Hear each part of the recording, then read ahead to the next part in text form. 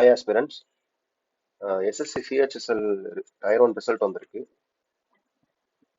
So list one வந்து LDC JSA கிளர்க்கம் typist. அதோட you are cut off பார்த்தீங்கன்னா வந்து 144 அரௌண்ட் வந்திருக்கு. எல்லாருமே வந்து 155 160 சொல்லிட்டு இருந்தாங்க கட் ஆஃப். ஆனால் இந்த வாட்டி கட் ஆஃப் கம்மியாக தான் வந்திருக்கு.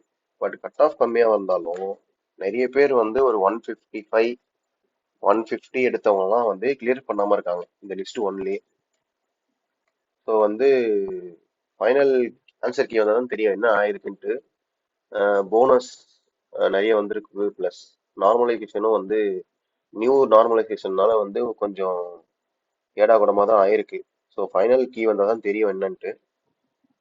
யூஆருக்கு வந்து 144, ஓபிசிக்கு 143 வந்திருக்கு, இடபிள்யூஎஸ்க்கு 2 மார்க் கம்மி.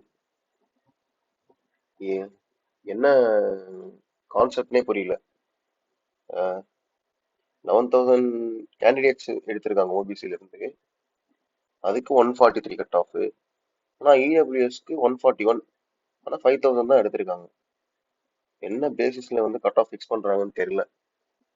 சரி, இது எதுக்கு நம்ம பேசிட்டு அடுத்து போயிடுவோம். லிஸ்ட் டூ வந்து DEO, grade A, department of ministry. ஓகேவா? இது எவ்வளோன்னா வந்து யூஆருக்கு கட் ஆஃப் வந்து 169 கிட்ட வச்சிருக்காங்க, 169.5 கிட்ட. அதுக்கப்புறம் ஓபிசிக்கு வந்து அதே தான், 169 ஒரு 0.5 வந்து கம்மியா இருக்கு. இடபிள்யூஎஸ்க்கு வந்து இடபிள்யூஎஸ்க்கும் ஓபிசி யூஆருக்கும் ஒரே கட் ஆஃப் தான். அதுக்கப்புறம் வந்து லிஸ்ட்